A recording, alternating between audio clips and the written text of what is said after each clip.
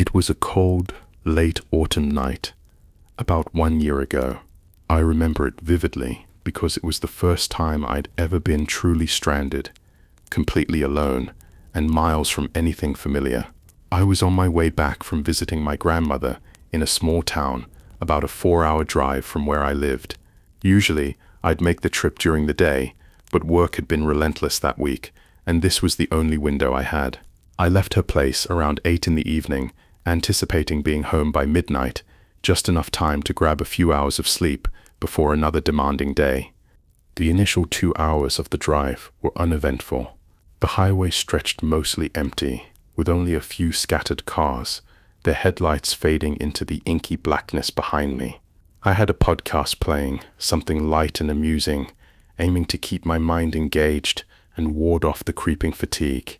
It was after I took the turn onto what was supposed to be a quicker back road, a shortcut I'd used a couple of times before, though never at night, that things began to feel distorted.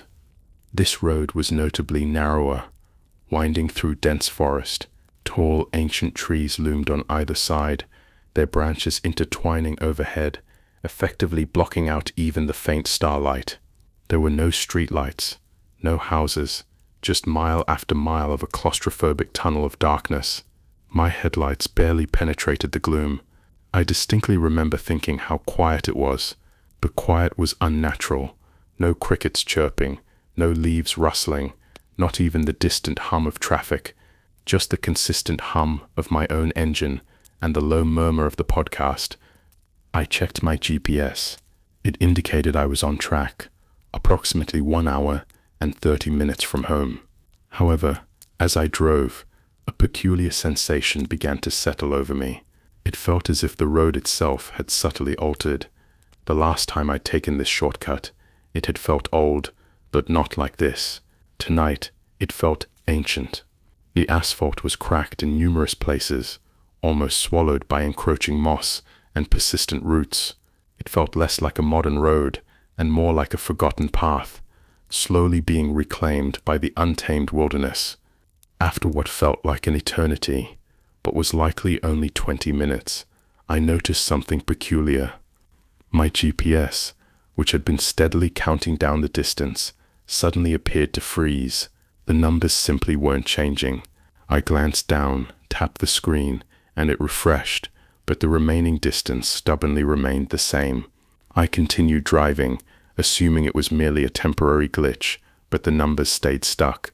I attempted zooming out, then zooming in, but nothing.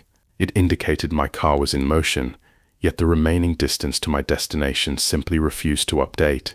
It was as if I was driving on a treadmill, perpetually trapped in the same unmoving spot.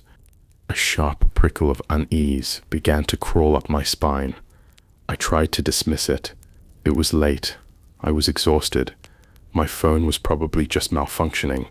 I decided to disregard the GPS and simply keep going. I knew the general direction, but then I noticed something else, something more chilling. I'd passed this particular cluster of 3 large oak trees, twisted and gnarled, what felt like 20 minutes ago. Now here they were again, exactly there, on my left, the same distinctive shape, the same broken branch. My heart began to pound a little harder, a cold dread seeping in. I told myself it was impossible. Perhaps my mind was playing cruel tricks on me. Maybe they just looked incredibly similar. I forced myself to drive on, fixating solely on the road ahead. 5 minutes later, there they were, again, the 3 gnarled oaks. It wasn't my imagination. I was undeniably passing the same precise spot, over and over. Panic began to surge, a cold, sharp dread gripping me. It felt like I was caught in some inexplicable loop, driving endlessly on the same desolate stretch of road. The silence outside the car became oppressive. I abruptly turned off the podcast. The only discernible sound was my own ragged breathing and the persistent thrum of the engine. I attempted to open my window, just to let in some air, some tangible reality, but the power window whirred, and then nothing. It was completely stuck. I tried the passenger side, the exact same unsettling result. My hands trembled uncontrollably on the steering wheel. I could feel beads of cold sweat trickling down my back. I looked into my rearview mirror. The road behind me was just as dark and empty as the road ahead. It was like I was the only thing moving in this dead, still, and repeating world. I squinted, trying to pierce the gloom, searching for any sign of life, anything that would confirm I wasn't utterly alone in this bizarre, repeating nightmare. And then I saw it. Just for a fleeting split second, in my periphery, something moved in the dense undergrowth directly beside the road. A brief flash of pale white. It was too quick, too indistinct to be certain of what it was, but my blood instantly ran ice cold. It felt like something was watching me, not merely observing, but rather waiting. I pressed harder on the accelerator. The engine strained, but the car didn't seem to gain any appreciable speed. It felt sluggish, heavy, as if some invisible, immense force was actively dragging it back. The air within the car suddenly felt heavy too, thick and cloying. I could faintly smell something earthy and sweet, like damp soil and decaying leaves, but with an underlying metallic tang, almost like blood. I looked around frantically. The towering trees seemed to press closer, their shadows lengthening and twisting into grotesque shapes in the beam of my headlights.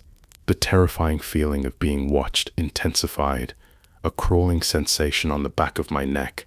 I kept glancing into the rearview mirror, half expecting to see something dreadful materialize directly behind me. Then, through the deafening sound of my own thumping heart, I heard it, a faint, dragging sound emanating from outside the car. It was subtle at first, like something rustling through the dead leaves on the forest floor, but then it became horrifyingly clearer, a slow, deliberate scrape, scrape, scrape, as if something heavy was being purposefully dragged alongside my car, just beyond the illuminating reach of my headlights. My eyes darted to the side mirror. Nothing, just the endless dark trees. But the sound was undeniably there. It was moving at the exact same pace as my car, keeping perfect chilling time. It was on the passenger side. I tried to focus, to rationalize it. Could it be a branch dragging along the side of the road? But it was too rhythmic, too unnervingly consistent. It sounded intentional. My breath hitched in my throat. I couldn't bring myself to look directly at the passenger window. I simply stared straight ahead, gripping the steering wheel so hard my knuckles were stark white. The scraping sound continued, a constant chilling reminder that something was out there, right beside me, lurking in the impenetrable darkness. It felt like an eternity, but it could have been mere seconds. Suddenly, the agonizing scraping stopped. The silence that followed was even more terrifying than the sound itself. My heart hammered against my ribs, a frantic drumbeat in the quiet. I waited, holding my breath for something else, something worse to happen. And then, a soft, almost imperceptible tap from the passenger window. Just one, then another, and another. Tap, tap, tap. It was light, almost like a fingertip, but the sound resonated in the confined space of my car, amplified horrifyingly by my terror. My gaze snapped to the passenger window. My headlights illuminated only the dark glass, reflecting back the raw terror in my own eyes. But then, as if the darkness itself had subtly shifted, a faint, pale outline appeared on the glass. It was indistinct, a blurry shape, but it was there. It looked undeniably like a hand, pressed flat against the window. A guttural cry escaped my lips. I slammed my foot onto the accelerator, not caring what consequences followed, not caring if I drove disastrously off the road. The car lurched violently forward, and for a glorious, terrifying moment, it felt like it actually gained significant speed. The hand on the window smeared and then completely vanished. I drove blindly, hot tears streaming down my face, the fear so intense it was almost a tangible physical pain. I don't know how long I kept going, but eventually I burst out of the tree line. The road widened, and I saw faint distant lights, Houses, a welcoming sign for a town. My GPS suddenly flickered back into life, triumphantly showing me miles ahead where it had eerily frozen. I didn't stop until I was safely in my driveway. I stumbled out of the car, my legs weak and trembling, and ran inside, frantically locking every door and window. I spent the remainder of the night huddled in my living room, all the lights blazing, shaking uncontrollably, desperately trying to comprehend what had happened. I never took that shortcut again, and to this day, when I drive at night, especially on a quiet, isolated road, I keep my windows tightly sealed, and I can almost feel that cold, invisible hand just out of sight, somewhere in the oppressive darkness. This experience happened to my friend Sarah a little over 2 years ago. She's an artist, and she often actively seeks out quiet, secluded places to work on her pieces, especially when she's trying to complete a large, demanding project. She discovered this small, rustic cabin nestled deep in the mountains, quite far off the beaten path, and rented it for 1 week. She adored the idea of being completely surrounded by unspoiled nature, with no distractions whatsoever, just her essential art supplies, and the profound silence. The cabin itself was old, constructed from rough-hewn logs, featuring a large, imposing stone fireplace and wide, perpetually creaky floorboards. It possessed a comforting, lived-in feel, despite its considerable isolation. The nearest town was a good 45-minute drive, and cell service was unreliable at best. Sarah was captivated by it. She spent the initial few days painting intensely, taking long contemplative walks in the surrounding ancient woods with her trusted sketchbook, and thoroughly enjoying the peaceful, undisturbed solitude. It was on the 4th night that things began to take a bizarre turn. She'd been working late, completely absorbed in a complex landscape painting, the only sounds the soothing crackling of the fire and the gentle rhythmic chirping of crickets outside. Around 11 o'clock, she decided to finally call it a night. She meticulously tidied up her paints, carefully banked the fire, and headed to bed. As she was drifting off to sleep, she heard it, a faint, almost imperceptible sound, like something lightly scratching at the back door. The cabin possessed only one back door, which led out to a small porch, and then directly into the dense dark woods. Sarah instantly tensed, every nerve alert, listening intently. It was far too soft to be an animal, like a raccoon or a mischievous squirrel. It sounded deliberate, precisely like human fingernails, lightly, persistently scraping on solid wood. She held her breath, her heart beginning to beat with increasing rapidity. The scratching abruptly stopped. She waited, listening to the suffocating silence, her nerves stretched taut, on edge. After about 1 minute, she desperately told herself it was probably just a random branch tapping against the house in the evening breeze, or her exhausted imagination playing cruel tricks. She closed her eyes tightly and tried to force herself back to sleep. But then it started again, louder this time, a distinct, unnerving scrape, scrape against the sturdy wood, and then a soft, heavy thump, as if something substantial, yet not overwhelmingly heavy, had leaned with deliberate force against the door. Sarah froze, utterly paralyzed. This was definitively not a branch. This was something present at the door. She lay there wide awake, eyes wide open, and staring into the oppressive darkness. The thumping stopped. The scraping stopped. She strained her ears, listening desperately for any other sound. Nothing. Just the silence of the cabin, punctuated only by the gentle, familiar creaking of the old wood settling. She tried to convince herself it must have been a larger animal this time, perhaps a deer, or even a bear. Unlikely, she knew, given the sound, but it was a more comforting thought than the terrifying alternative. The following morning, she cautiously checked the back door. There were no marks on the wood, no telltale footprints in the damp dirt outside. Absolutely nothing. It unsettled her deeply, but she forced herself to shrug it off, attributing it to her overactive imagination and the isolation of the cabin. She spent the day painting, determined to forget the disturbing sounds of the previous night. That evening, She prepared herself a simple dinner and sat by the crackling fire, engrossed in a book. It was around 9 o'clock when she heard it again. This time, it wasn't at the back door. It was unequivocally coming from inside the cabin. A faint, hollow clunk from the kitchen. Sarah looked up from her book, her blood instantly running cold. She hadn't left anything out that could possibly fall. The kitchen was just through a short hallway, clearly visible from where she sat. She slowly, cautiously got up, her bare feet silent on the old wooden floorboards. When she reached the kitchen, nothing outwardly seemed out of place. The counters were impeccably clear, the sink completely empty. She stood there for a moment, listening intently. Silence. Just as she was about to turn around, she heard it again. This time, it was a soft, almost metallic tink.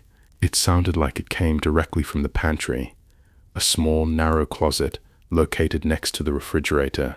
The pantry door was slightly ajar. Sarah hesitated. Every primal instinct screamed at her to leave it alone, to retreat immediately to the living room and pretend she hadn't heard anything at all. But a powerful surge of curiosity, mixed with a rapidly growing sense of dread, compelled her forward. She slowly, deliberately pushed the pantry door open. It was dark inside, just shelves filled with canned goods and dry ingredients. Nothing. She was about to close it when she noticed something. On the lowest shelf, tucked away deep in the very back, there was a small, exquisitely ornate wooden box. It wasn't hers, and she didn't recall ever seeing it before. It looked incredibly old, dark, almost black with the passage of time. It had intricate, unsettling carvings etched onto its lid. She slowly reached for it, her fingers brushing against the cool, smooth wood. As she made contact, a faint, almost inaudible whisper seemed to emanate directly from inside the box. It was too indistinct to make out any coherent words, but it was undeniably there, a soft, breathy sound, like someone sighing intimately right next to her ear. Sarah instantly snatched her hand back, her heart leaping violently into her throat. She stared at the mysterious box, a wave of raw primal fear washing completely over her. She knew with absolute terrifying certainty that she should not have touched it. She quickly, frantically closed the pantry door, her hands shaking uncontrollably. She never opened the box. She didn't even dare to go near the pantry again for the entire remainder of her stay. She retreated swiftly to the living room, building the fire up high, and attempted to distract herself with her book, but her mind kept relentlessly replaying the chilling whisper, the unsettling feeling of something ancient and dark trapped within that small wooden box. The next 2 days were a dizzying blur of pervasive unease. She couldn't shake the unnerving feeling that she wasn't truly alone in the cabin. She kept hearing faint, inexplicable sounds, whispers that seemed to drift from nowhere, and creaks that were clearly not the usual settling noises of an old house.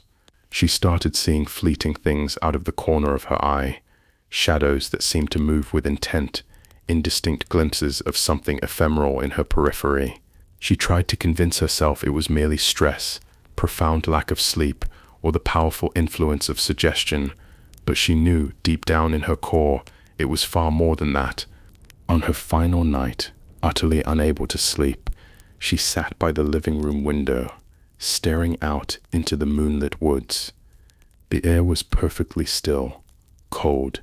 She could clearly discern the stark outlines of the ancient trees and a faint, eerie mist rising from the forest floor. And then she saw it. Far out in the woods, beyond the small clearing where the cabin stood, there was a light. It was small, remarkably steady, and possessed a strange, almost ethereal blue tint. It wasn't moving, just sitting perfectly still there, deep within the dense tree line. It looked like a distant lantern, or perhaps a faint campfire, but it was far too distant for anyone to be camping. She watched it for an extended period, perhaps 1 hour, her eyes aching from the intense strain. The light never flickered, never moved a single inch. It just glowed, a cold, unnatural blue, an isolated beacon in the vast, overwhelming darkness of the forest. The longer she looked at it, the more it became unsettling. It felt disturbingly like an eye, watching her with an unblinking, unwavering gaze. Just as the very first hint of dawn began to subtly lighten the eastern sky, the blue light slowly, almost imperceptibly, faded. It didn't extinguish with a sudden snap, but rather dissolved back into the surrounding darkness, leaving only the dark, silent silhouettes of the ancient trees. Sarah didn't waste another precious second. As soon as the sun was fully risen, she packed her car in a frantic rush, practically throwing her art supplies and clothes inside without much care or organization. She didn't even bother to clean up the cabin. She just wanted out. As she drove away, she kept frantically glancing in her rearview mirror, half expecting to see something, anything, emerge from the dark woods. But there was nothing. Just the cabin, looking eerily still and quietly abandoned in the harsh morning light. She never returned to that cabin. She attempted to research its history, but found very little information. Old cabins in remote areas often don't have well-documented pasts, as if their histories are deliberately hidden. But every now and then, when she's alone at night, she can still vividly hear that faint, metallic tink in the silence, and she intensely wonders what dark secrets that old wooden box truly held, and what, or perhaps who, was watching her from the depths of the forest with that chilling, unnatural blue light. My final and most unsettling story happened to me just a few months ago, and it's still fresh in my mind, sending persistent shivers down my spine whenever I allow myself to dwell on it. I'm a long-haul truck driver, and I spend a significant portion of my life on the open road, constantly crossing states, often driving through the dead of night. You inevitably encounter a lot of strange phenomena out there, especially on the more remote, desolate stretches of highway, but absolutely nothing prepared me for this particular encounter. I was on a standard run from Arizona to Texas, a route I'd completed countless times before. It was approximately 2 a.m, and I was making excellent time.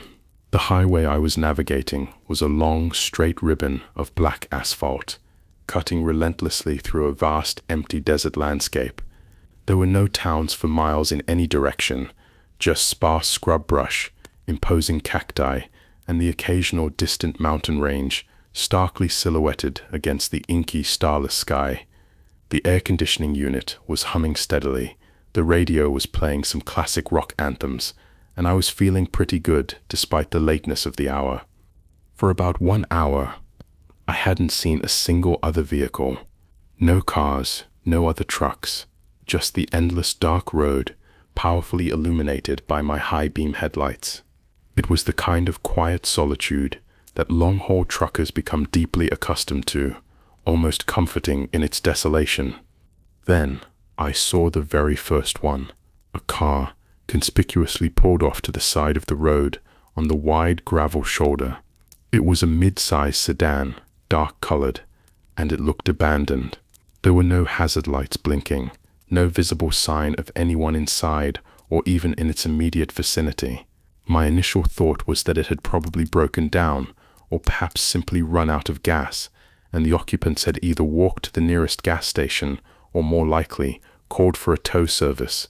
It happened occasionally, not common in such a desolate, remote area, but certainly not unheard of. I slowed down slightly as I passed, just a quick cursory glance, then steadily kept going. A few minutes later, I saw another one. This time, it was a pickup truck, also conspicuously pulled off the road, a little further off the shoulder, almost completely into the desert scrub. Again, no lights illuminated, no discernible signs of life. This was starting to feel peculiar. 2 apparently abandoned vehicles within 10 minutes on such an empty, deserted stretch of highway. It felt wrong. A palpable sense of unease began to creep in, and I gripped the steering wheel a little tighter, my knuckles whitening. I tried to shake off the rapidly growing unease. Perhaps it was a large convoy, and they all simultaneously broke down. Highly unlikely, but I was grasping for any logical, comforting explanation. I forced myself to focus intently on the road ahead, attempting to ignore the persistent prickle of anxiety that was starting to form in the pit of my stomach. About 5 minutes after passing the pickup truck, I saw a third vehicle. This one was even stranger. It was a large, distinctly old model RV, parked precariously right on the very edge of the asphalt, almost encroaching into the active lane. All of its curtains were tightly drawn, and once again absolutely no lights were on, no visible signs of anyone. This was beyond mere coincidence. 3 vehicles, all seemingly abandoned, on an empty, isolated highway, in the middle of nowhere. It felt deliberate. It felt unmistakably like a trap. My heart began to pound violently against my ribs. I pressed down hard on the accelerator, desperate to get past this strange, disturbing stretch of road as quickly and safely as possible.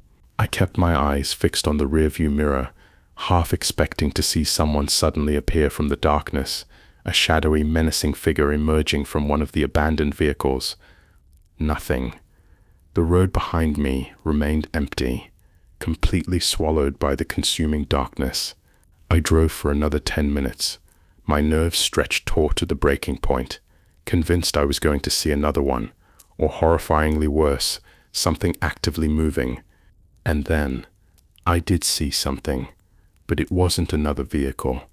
Far ahead, brilliantly illuminated in the powerful beam of my headlights, a solitary figure appeared on the side of the road. It was a person, walking. They were on the left side, perilously close to the edge of the asphalt, almost blending seamlessly into the overwhelming darkness. As I drew closer, I could discern more chilling details. It was a man, tall, noticeably thin, and he was walking slowly, almost shuffling. He had his head down, and he was wearing dark, nondescript clothing. This was unusual, almost unheard of. No one walks on this highway at 2 in the morning, especially not out here, in the middle of the desert. My immediate initial thought was that he must be directly connected to one of the abandoned vehicles I'd just passed. Perhaps he was looking for urgent help. As I rapidly approached, I instinctively slowed down, a part of me wanting to offer assistance, to be a good Samaritan. But then, as my headlights clearly illuminated him, I saw his face, or rather, what little I could truly discern of it. He was looking straight at my truck, but his head was still unnervingly tilted down, so his eyes were mostly obscured by the wide brim of a dark hat. His skin was unnaturally pale, almost ashen, and his mouth was open slightly, in what looked like a disturbing, silent grimace. And then, his right arm slowly, deliberately lifted. It was not a wave for help. It was not a desperate gesture of distress. It was agonizingly slow, incredibly deliberate, and his hand was outstretched, palm facing directly towards me, as if he was actively reaching out, beckoning me to stop my vehicle. A searing jolt of pure fear shot violently through my entire being. This was definitively not a stranded motorist. This was something else entirely. His chilling stance, his obscured eyes, the unsettling way he moved, it was all profoundly wrong. It felt distinctly predatory. Every primal fiber of my gut screamed at me to get out of there immediately. I floored it. The powerful engine of my truck roared to life, a desperate cry against the silence, and I sped past him, my heart hammering violently against my ribs. I glanced frantically in my side mirror as I rapidly passed him. He hadn't moved a single inch. He was still standing there, his arm eerily outstretched, staring directly at my truck as it rapidly sped away into the night. His posture was unsettlingly, unnaturally still, like a macabre mannequin frozen in place. I kept driving, pushing the truck as fast as I dared. The horrifying image of his pale face and outstretched hand burned permanently into my mind. I didn't stop for what felt like miles, not until I saw the faint, welcoming, distant glow of a town. I pulled into a 24-hour truck stop, my hands shaking so violently I could barely manage to turn off the ignition.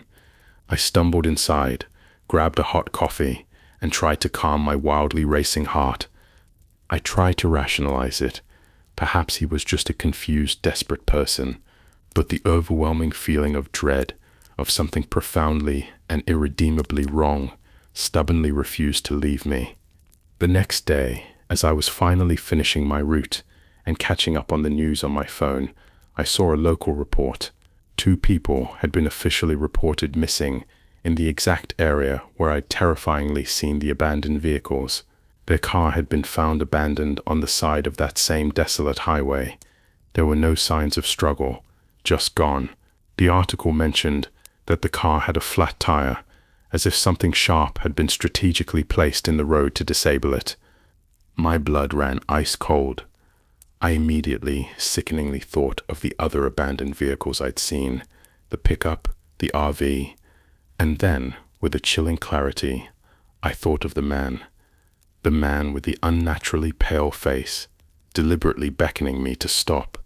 I called the police, providing them with all the precise details I could vividly remember. They took my detailed statement, sounding both intrigued and understandably cautious. As of today, neither of the missing people have been found.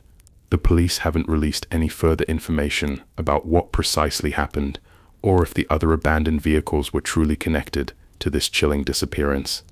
But I know with absolute certainty what I saw. I know that those cars weren't just broken down, they were carefully set traps. And that man, he wasn't just looking for help. He was the silent, predatory watcher, patiently waiting for his next unsuspecting victim. It still profoundly haunts me, every single time I drive that specific route, to think about how terrifyingly close I came to being the third missing person, swallowed by the desolate, unforgiving highway.